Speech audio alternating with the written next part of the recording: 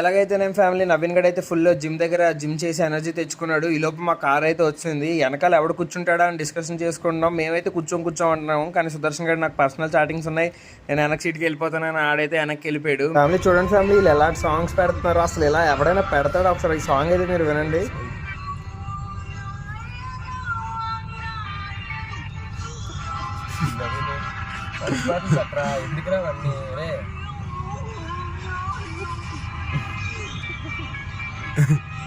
So family ఎలాగోలా వండర్లాగా అయితే reach అయిపోయాము. చాలాసేపు ఉంది, సిటీ అవుట్స్కట్స్లో ఉందన్నమాట. ఇది చాలా జర్నీ పట్టింది, మేము అందరూ పడుకుండిపోయాము మొత్తం జర్నీ అంతా.